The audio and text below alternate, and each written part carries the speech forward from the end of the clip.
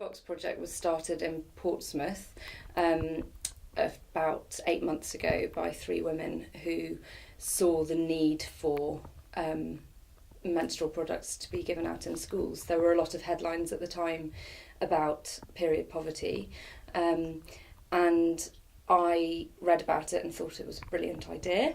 Basically, we provide boxes of donated menstrual products and knickers to schools, and we also give them posters for wherever they think it's appropriate, say the loos or wherever, and they're there for anyone who just needs to grab a pad in an emergency, but they're mainly there for people who otherwise wouldn't be able to go to school when they were on their period.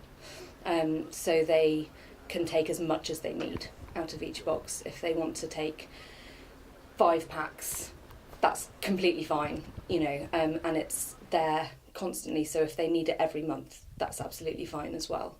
And it provides just a no judgment, no shame, no nothing really, it's just there to help.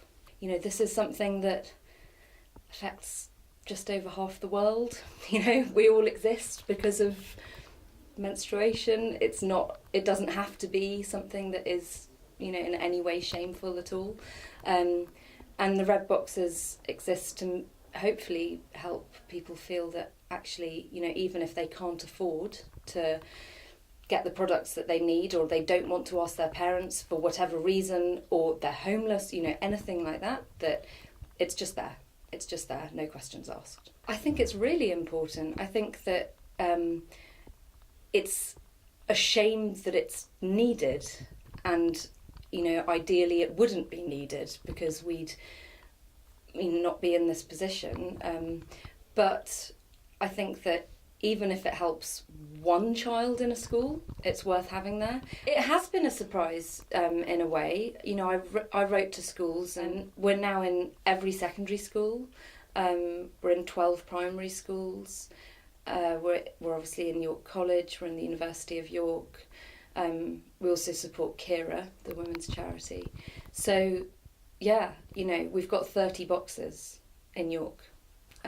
So I'd say there's definitely a need that was more than I expected. But I'm glad that we can be there to help. But it's not something that's talked about very much.